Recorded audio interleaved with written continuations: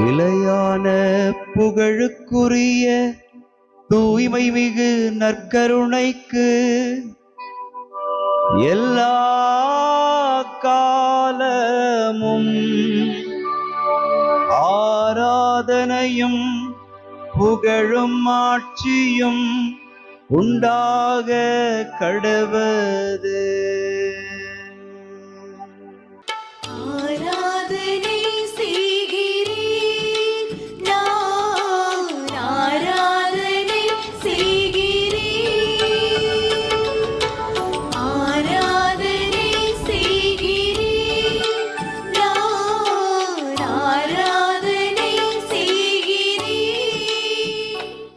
ஆண்டவருக்குள் பிரியமான சகோதர சகோதரிகளே, இன்று ஜூலை மாதம் 18ஆம் தேதி வியாழக்கிழமை.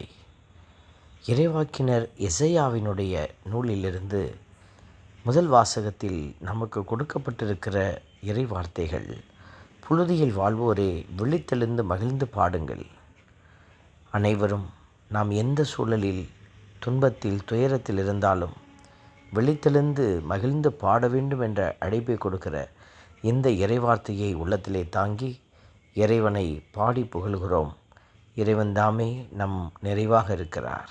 விண்ணுலகினின்று ஆண்டவர் வையகத்தை கண்ணோக்கினார். விண்ணுலகினின்று ஆண்டவர் வையகத்தை கண்ணோக்கினார். திருப்பாடல் 102 நமக்கு உரைக்கிறது: விண்ணுலகிலிருந்து ஆண்டவர் வையகத்தை கண்ணோக்கினார். கடவுள் விண்ணுலகத்தையும் மண்ணுலகத்தையும் படைத்து அதில் வாழ்வன, பரப்பன, அதிலே செயல்படுகின்ற எல்லாவற்றையும் அவர் படைத்தார். அதிலே மனிதர்களை முத்தாய்ப்பாக படைத்து அவர்கள் தன்னை அறிந்து கொள்ள வேண்டும் என்று அவர் பல வெளிப்பாடுகளை மனிதர்களுக்கு தந்து கொண்டே இருக்கிறார். ஆகவே விண்ணுலகிலிருந்து வையகத்தை நோக்கும் அந்த ஆண்டவரை நோக்கி நாம் புகழ்ந்து பாடி ஆராதிக்கிறோம். விண்ணுலகினின்று ஆண்டவர் வையகத்தை கண்ணோக்கினார். விண்ணுலகினின்று ஆண்டவர் வையகத்தை கண்ணோக்கினார். ஆண்டவருடைய வார்த்தைகள் நமக்கு சொல்லுகிறது: ஆண்டவரே, நீர் என்றென்றும் கொலுவீற்றிருக்கிறீர். உமது புகழ் தலைமுறை தோறும் நிலைத்திருக்கும். நீர் எழுந்தருளி சீயோனுக்கு இரக்கம் காட்டும். இதோ குறித்த காலம் வந்துவிட்டது என்று இதோ ஆண்டவருடைய வார்த்தைகள் நமக்கு உரைக்கிறது. அதன் கற்கள் மீது ஊழியர் பற்று கொண்டுள்ளனர். அதன் அழிவை நினைத்து பரிதவிக்கின்றனர் என்கிற வார்த்தை நமக்கும் பொருந்தக்கூடியதாக இருக்கிறது. கல்லையும் மண்ணையும் நாம் தெய்வம் என்று நினைக்கிற அந்த வேதனையிலிருந்து விடுபட்டு இறைவனை தெய்வமாய் ஏற்று வாழ மன்றாடுவோம். விண்ணுலகினின்று ஆண்டவர் வையகத்தை கண்ணோக்கினார். விண்ணுலகினின்று ஆண்டவர் வையகத்தை கண்ணோக்கினார். ஆண்டவருடைய வார்த்தை கடவுளுடைய பெயருக்கு அஞ்சி வாழ அழைக்கிறது.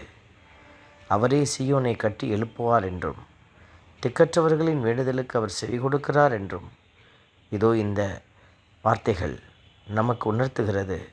அவர்களின் மன்றாட்டை அவமதியார் என்றும் எழுதப்பட்டிருக்கிறது. ஆண்டவரே நம்மை நிறைவாக்குகிறார் என்கிற உண்மையை உணர்ந்தவர்களாக பாடி துதிக்கிறோம்.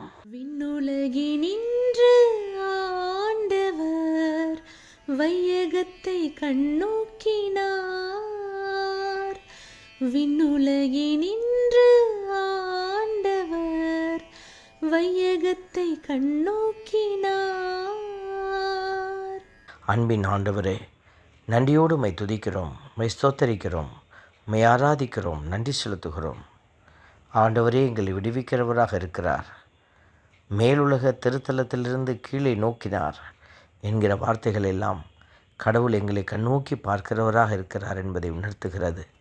இதோ இந்த நேரம் உமது திருமுன் மண்டியிட்டு கிடக்கிற ஒவ்வொரு பிள்ளைகளையும் அதிகாலை பொழுதில் நீர் கண்ணோக்கி பார்ப்பதற்காய் நன்றி. அவர்களின் கவலை கண்ணீரை மாற்றுவதற்காய் நன்றி. அவர்கள் இன்று சந்திக்க இருக்கிற எல்லா காரியத்தையும் அவர்களுக்கு உகந்த ஆசீர்வாதமாக நீர் மாற்றித் தருவதற்காக நன்றி. தெய்வீக இரக்கம் தொடர்ந்து பிள்ளைகளையும் அவர்களுடைய எல்லா காரியத்தையும் தாங்கி வழிநடத்த உடைய கரத்திலே ஒப்புக்கொடுத்து ஜெபிக்கிறோம். ஜெபம் கேளும் எங்கள் நல்ல பிதாவே, ஆமென். எல்லாம் வல்ல இறைவன் தந்தை, மகன், தூய ஆவியார் உங்களையும் உங்கள் குடும்பத்தையும் நிறைவாய் ஆசீர்வதிப்பாராக. ஆமென்.